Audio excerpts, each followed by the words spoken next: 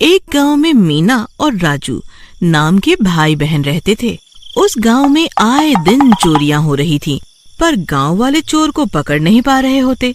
एक दिन राजू के घर भी चोरी हो जाती है, पर इस बार पैसों के साथ साथ उसकी बहन भी गायब होती है। भीमा भाई, मेरी बहन लापता है, सुबह से नहीं मिल रही। हाय, अब मैं क्या करूँगा?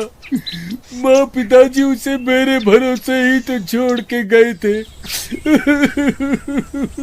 राजू की रोने की आवाज सुनकर सब गांव वाले वहाँ आ जाते हैं। क्या कह रहे हो भाई? चलो अभी दरोगा को जाकर रपट लिखा आते हैं। भाई, उसका क्या फायदा? कई लोगों ने कई बार तो रपट लिखा दी, क्या हुआ? चलो मुखिया जी के पास ही चलते हैं। फिर सब गांव वाले मिलकर गांव के मुखिया के पास जाते हैं और उसे सब बात बताते हैं। ये क्या कह रहे हो भाई? ये तो बहुत बुरा हुआ। तुम्हारी बहन कहाँ लापता हो गई? अरे भाइयों, तुम परेशान मत हो। मैं आज ही एक खुफिया आदमी को उस चोर को पकड़ने के काम पर लगा दूंगा। फिर मुखिया एक जखीरा नाम के आदमी को रात में जासूसी करने को कहता है, ताकि चोर को पकड़ा जा सके और राजू की बहन कहाँ है ये पता लगाया जा सके। फिर रात होते ही जखीरा पहरा देने लगता है और वो देखता है कि एक आदमी मुखौटा लगा कर आता है और एक लाश फेंक कर जाने लगता है। जखीरा उसे रंगे हाथों पकड़ लेता है। अरे रुक, कहाँ जाता है? ये लड़की कौन है जिसे तू यहाँ फेंक कर जा रहा था? रुक, अभी तुझे बताता हूँ। अरे मर गया रे, छोड़ दो मुझे। अरे गांव वालों, सुनो, जल्दी आओ, यही वो आदमी है जो चोर है। आओ सब भाइयों, जल्दी से आओ। इतने में सब गांव वाले बाहर आ जाते हैं और उस चोर की लाठियों से पिटाई करने लगते हैं। अरे, ये लाश तो मेरी बहन मीना की है। अरे चांडाल, तूने मेरी बहन के साथ क्या किया? तूने तो इसे मार ही दिया। मैं तुझे नहीं छोड़ूंगा। अरे भाइयों, मुझे मत मारो, मुझे नशे की आदत है, इसलिए मैं ये मुखौटा लगा कर चोरी करता था। उस दिन तुम्हारी बहन ने मुझे चोरी करते देख लिया था और तुम्हारी खूबसूरत बहन को देखकर मेरी नीयत खराब हो गई, इसलिए मैं उसको उठा के ले गया था। अरे तरिंदे, मैं तुझे जिंदा नहीं छोड़ूंगा। रुको राजू, इसको ऐसी सजा मिलनी चाहिए जिससे कोई और कभी किसी लड़की की तरफ बुरी नजर ना डाले। इसके दोनों हाथ काट डालो। हाँ, ये सही कहा। जो औरत की इज्जत ना करे उसे यही सजा मिलनी चाहिए। अरे मर गया रे, मुझे माफ कर दो। पियक्कड़ कहीं के, काट दो इसके हाथ। हाँ, काट दो इसके हाथ। फिर सब गांव वाले मिलकर उस चोर के दोनों हाथों को काट देते हैं। अरे मर गया रे, हाय, बहुत दर्द हो रहा है। अरे मर गया रे, हाय। फिर वो हाथ कटा चोर भाग जाता है और घने जंगल तक पहुंचता पहुंचता मर जाता है। कुछ दिन बीत जाते हैं और फिर उस हाथ कटे चोर की लाश में जान आ जाती है। डरावनी डरावनी आवाजें आने लगती है और वो चोर हैवान बन जाता है। तभी जंगल के रास्ते से एक आदमी गुजर रहा होता है। वो हैवान उसे मारकर उसके हाथों को काटकर अपने शरीर पर लगा लेता है। मेरे हाथ मुझे वापस मिल गए। गांव वालों, तुमने मुझे बेरहमी से मारा, अब मैं तुम्हें नहीं छोड़ूंगा। फिर वो भूत गांव वापस जाता है और एक औरत को पकड़ लेता है। सुंदर, बहुत सुंदर औरत हो, तुम चलो मेरे साथ मेरी रानी। अरे मेरी पत्नी को क्यों पकड़ रखा है? छोड़ रे, ये मेरी ड्रीम गर्ल है भाई। हाँ जी, मुझे बचा लीजिए। ये तो उसी आदमी का भूत है जिसने राजू की बहन मीना को मारा था। ये जिंदा कैसे हो गया जी? तुमने मुझे बहुत बुरी मौत दी, अब मैं किसी को नहीं छोड़ूंगा। अरे कैसे नहीं छोड़ेगा? छोड़ हमारी पत्नी को। ले, छोड़ दिया, अब तुझे पकड़ लेता हूँ। आजा, आजा। तभी वो हैवान भीमा के हाथों को भी काटकर अपने शरीर में लगा लेता है और फिर सब गांव वाले आ जाते हैं। वो सब उस चोर को हैवान बने देखकर बहुत डर जाते हैं। अब उसके 4 हाथ हो चुके होते हैं। वो बहुत ही डरावना लग रहा होता है। अरे भाई राजू, ये तो वही चोर है जिसके हमने हाथ काटे थे। अरे ये भूत कैसे बन गया? अब तो इसमें बहुत शक्ति आ गई होगी। अब हम इसका सामना कैसे करेंगे?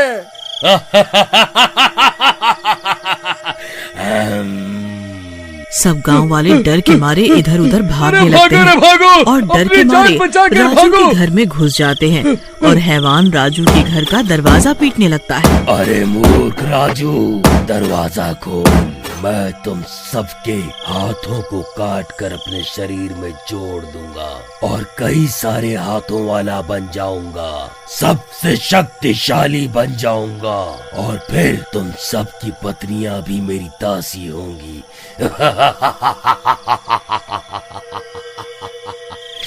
एक लड़की के लिए तुमने मेरे हाथों को काटकर मुझे मरने के लिए छोड़ दिया था ना। अब गांव की कोई लड़की और औरत नहीं बचेगी। निकलो बाहर। अरे भाई राजू, हम इस हैवान का सामना नहीं कर सकते भाई। इसमें भूतिया ताकतें आ गई हैं। हम इस हैवान का सामना कैसे करेंगे? राजू और सब गांव वाले बहुत डर जाते हैं। उन्हें कुछ समझ में नहीं आ रहा होता कि अब इस हैवान से अपनी जान कैसे बचाई जाए। तभी हैवान राजू के घर का दरवाजा तोड़कर अंदर आ जाता है। अब कहाँ भागोगे? मैं बहुत भूखा हूँ, तुम सबको कच्चा ही खा जाऊंगा। अरे भाई राजू, ये हैवान तो हमारे सामने ही खड़ा है भाई, अब क्या करें? आप चिंता मत कीजिए, आप मेरे साथ आइए। फिर राजू और सब गांव वाले राजू के घर में बने मंदिर वाले कमरे में चले जाते हैं। वो हैवान भी उनके पीछे जाता है, लेकिन उस मंदिर वाले कमरे में जैसे ही वो जाने लगता है, उसके पैरों में आग लगने लगती है और वो पीछे हट जाता है। अरे ये क्या? बाहर निकलो, कम वक्त मारो, बाहर निकलो। वो गुस्से के मारे गुर्राने लगता है। कोई बात नहीं, सिर्फ तुम ही थोड़ी हो इस गांव में।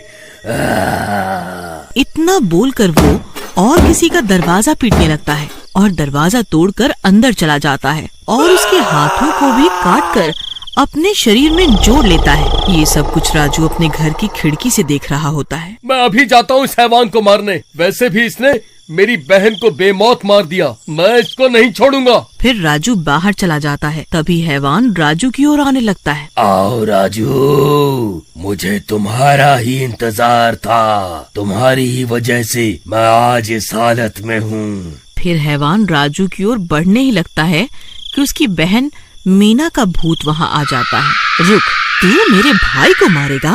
फिर मीना राजू और उस हैवान के बीच में आकर खड़ी हो जाती है और उस हैवान का गला पकड़ लेती है और उसे जमीन पर गिरा देती है। तू मेरे भाई को मारेगा?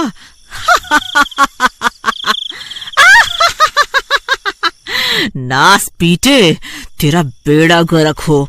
तूने मेरे साथ बहुत बुरा व्यवहार करके मुझे तो मार दिया, लेकिन मैं अपने भाई को तुझे हाथ तक नहीं लगाने दूंगी। फिर मीना उस हैवान को रोकने लगती है। अरे बेवकूफ लड़की, हट जा, छोड़ दे, मेरे कई हाथ है, ये देख। तू मेरा सामना नहीं कर पाएगी। सामना नहीं कर सकती, लेकिन तुझे कुछ देर रोक तो सकती ही हूँ। मीना बहन, तुम वापस आ गई। भाई जाओ, मैं इस दुष्ट को रोके हुए हूँ। आप जाओ, आप जल्दी जाओ यहाँ से। अरे भाई, वो वापस नहीं आई है, वो मीना का भूत है जो बदला लेने आई है। अब जल्दी से चलो मेरे साथ। फिर मीना उस हैवान को रोकने की कोशिश करती है। तभी राजू भागकर मंदिर जाता है और बाबा को सारी बात बताता है। अरे बेटा, उसने इतने लोगों के हाथों को अपने शरीर से जोड़ दिया तो वो बहुत शक्तिशाली हो गया है। अब हमें उसके उन्हीं हाथों को काटना होगा। तो ठीक है, अब जल्दी चलिए। बाबा, हम साधारण शस्त्र से उसके हाथों को काट नहीं सकते। उसके लिए माँ की तलवार लेनी होगी। सिर्फ माता की तलवार से ही उसके हाथों को काटकर उसे मारा जा सकता है। फिर बाबा राजू को माता की तलवार देते हैं और राजू उसे लेकर वापस गांव आता है। वहाँ उस हैवान और मीना के भूत की लड़ाई हो रही होती है। हैवान कहीं के, मैं आ गया, अब तू नहीं बचेगा, छोड़ मेरी बहन को। अरे ये क्या खिलौना लेकर आया है? रहने दे, तेरे हाथ ना कट जाए इस खिलौने से। अभी बताता हूँ, रुक, तुझे इसकी शक्ति का एहसास नहीं है। फिर इतना बोलकर राजू जाता है और हैवान के हाथों को एक एक करके काटने लगता है। अरे नहीं, ये क्या कर रहा है? अरे मर गया रे। बहुत समय पहले की बात है। एक गांव में एक छोटा सा परिवार रहता था। उसमें रमेश, उसकी पत्नी मीरा और उनका 2 महीने का बेटा रहते थे। उनके साथ वाले घर में कैलाश और उसकी पत्नी जया रहते थे।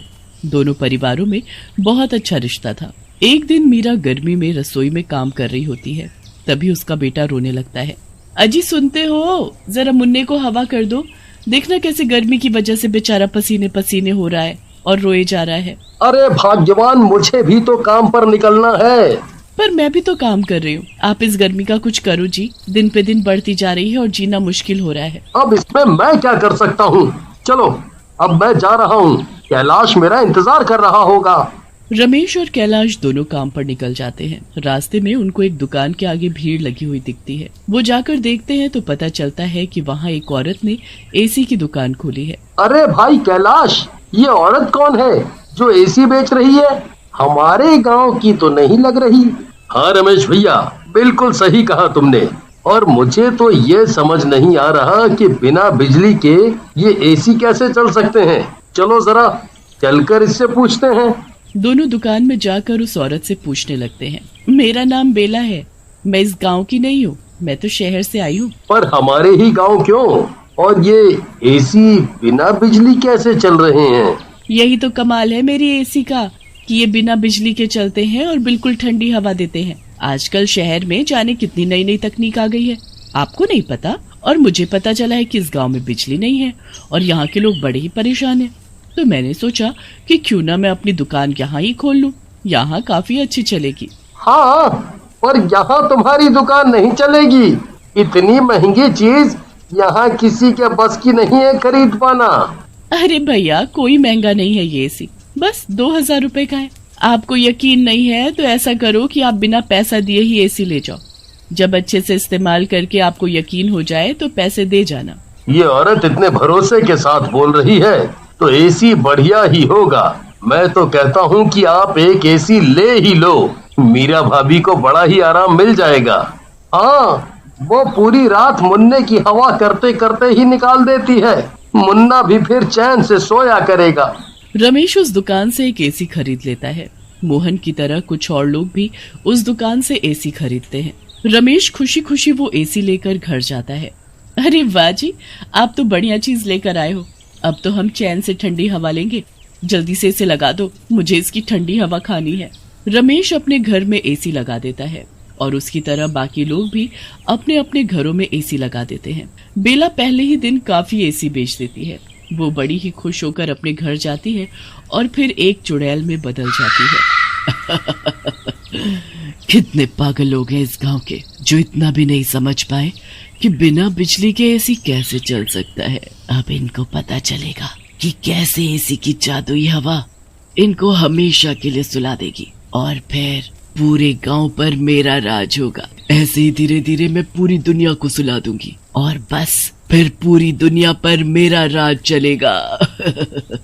चुड़ैल यहाँ खुश हो रही होती है और दूसरी तरफ रमेश, मीरा और उनका बेटा मजे से एसी की ठंडी हवा में सो रहे होते हैं। उनकी तरह गांव के कितने लोग एसी की ठंडी हवा में सो जाते हैं। पूरी रात उनको इतनी चैन की नींद आती है कि उनकी एक बार भी आंख नहीं खुलती। अरे, ये मीरा भाभी अभी तक बाहर नहीं आई, आज मुन्ने की भी आवाज नहीं आ रही। सब ठीक तो है ना? अरे वो मजे में एसी में सो रहे होंगे। हाँ, ऐसा भी क्या सोना कि 11 बज गया और उन्हें होश ही नहीं है। मैं जाकर अभी उठाती हूँ। जया उनका दरवाजा खटखटाती है पर कोई दरवाजा ही नहीं खोलता। वो दोनों को आवाज भी देती है पर कोई नहीं सुनता। परेशान होकर जया वापस आ जाती है। जब शाम को जया कुछ काम से बाहर आंगन में जाती है तो देखती है कि रमेश के घर का दरवाजा अभी भी बंद है। वो फिर से जाकर खटखटाती है पर फिर भी कोई दरवाजा नहीं खोलता। अब तो जया को चिंता होने लगती है। वो वहाँ 2-4 लोगों को बुलाती है जो दरवाजे को तोड़ ही देते हैं। अंदर रमेश, मीरा और उनका बेटा आराम से सो रहे होते हैं। जया जल्दी से जाकर उन्हें जगाती है पर वो तो टस से मस नहीं होते। कैलाश जल्दी से डॉक्टर को लेकर आता है। डॉक्टर उनको चेक करता है तो उसे भी कुछ समझ। डॉक्टर वहां से चला जाता है और वो तीनों सोते रहते हैं। उन तीनों को सोते सोते पूरे 24 घंटे बीत जाते हैं पर वो नहीं उठते। उसके बाद गांव के कुछ और लोगों के बारे में भी यही सुनने को मिलता है कि वो उठ नहीं रहे। अब पूरे गांव में ये बात आग की तरह फैल जाती है कि आखिर ये हो क्या रहा है। जया और कैलाश मीरा और रमेश के बहुत ही अच्छे पड़ोसी होते हैं और वो उनके लिए बहुत चिंता में होते हैं। जया तो एक पल भी चैन से नहीं बैठती। वो बार बार मीरा और रमेश के घर में जाकर उनको देखती रहती। एक बार जब वो वहां जाकर उनको देखती है तो उसकी नजर उस एसी पर जाती है। ये कमरा कुछ ज्यादा ही ठंडा हो रहा है, कहीं ये एसी इन लोगों को नुकसान न करे।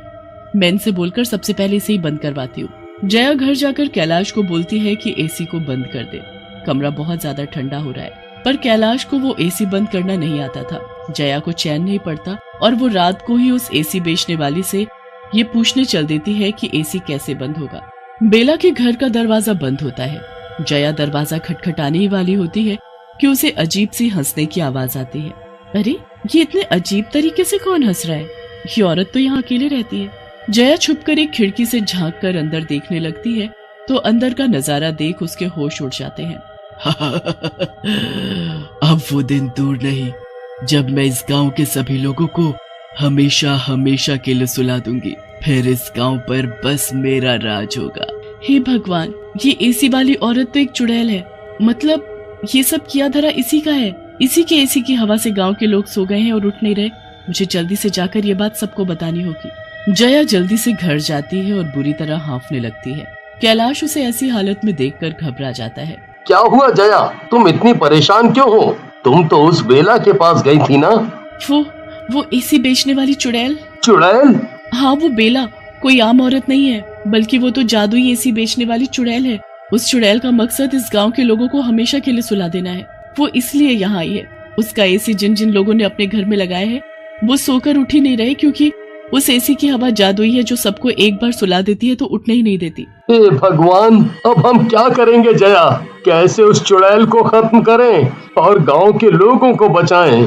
मेरे पास एक तरीका है। अगर वो काम कर गया तो चुड़ैल भी मर जाएगी और फिर सब ठीक हो जाएंगे। पर हमें और लोगों की मदद की भी जरूरत होगी। चलो पहले कुछ लोगों को इकट्ठा करते हैं और उनको सारी बात बताते हैं। जया और कैलाश कुछ गांव वालों को इकट्ठा करते हैं और फिर जया सबको चुड़ैल को मारने की तरकीब बताती है। अगले दिन रमा और कैलाश बेला की दुकान पर जाते हैं। अरे बहन, ये एसी कितने का दिया? ये तो बस 2000 रुपए का है। वो तो ठीक है, पर ये ठीक से चलता भी है कि नहीं? अरे आप इसे अपने घर में लगा कर तो देखो। ये आपका घर शिमला ना बना दे तो मेरा नाम बेला नहीं। हाँ, मैं ऐसी हवाबाजी बातों पर यकीन नहीं करती। अरे मैंने कहा ना ये बढ़िया चलेगा, वरना पूरे पैसे वापस। अजय आप चलो यहाँ से। ये औरत तो हमें पागल बना रही है। इसके खटारा इसी चलते ही नहीं है, इसीलिए ऐसे ही बिना चेक कराए हमें चेप रही है। बेला जया की बात सुनकर चिढ़ जाती है। वो गुस्से में आकर जया से लड़ने लगती है और मौके का फायदा उठाकर कैलाश उस दुकान की चाबी उठा लेता है। फिर दोनों झगड़ा खत्म करके वहां से निकल लेते हैं। सब लोग रात होने का इंतजार करते हैं। जैसे ही रात होती है जया और कैलाश चुड़ैल के घर जाते हैं और खिड़की से झांक कर देखते हैं कि चुड़ैल सोई है या नहीं। जैसे ही चुड़ैल सो जाती है वो गांव वालों के साथ मिलकर उसकी दुकान पर जाते हैं और दुकान खोलकर उसमें से सारे एसी निकाल लेते हैं। उसके बाद वो लोगों के घरों में लगे हुए एसी भी निकाल लेते हैं। सब लोग मिलकर सारे एसी चुड़ैल के घर ले जाते हैं और उसके घर की सारी खिड़कियों में फिट कर देते हैं। कुछ ही देर में चुड़ैल का घर बर्फ जैसा ठंडा हो जाता है। चुड़ैल उस एसी की हवा में मजे से सोती है और फिर कभी दोबारा नहीं उठती। चलो चलो अब बाकी लोगों को जाकर देखते हैं। एसी की ठंडी हवा से वो लोग सोए थे ना, पर अब तो हमने सारे एसी निकाल लिए तो सबके घर वापस पहले जैसे गर्म हो गए होंगे। सबसे पहले सब मीरा और रमेश के घर जाकर देखते हैं तो वो नींद से उठ जाते हैं। जया खुशी से मीरा को गले लगा लेती है। आप सब लोग यहाँ कैसे? और मुझे ऐसे क्यों लग रहा है जैसे मैं बहुत दिनों बाद सोकर उठी हूँ? जया मीरा और रमेश को सारी बात बताती है। उसके बाद गांव के सभी सोए हुए लोग गर्मी से वापस जाग जाते हैं और अपने गांव की ताजा हवा में खुश रहने लगते हैं, जो शहर की एसी की हवा से लाख गुना अच्छी होती है।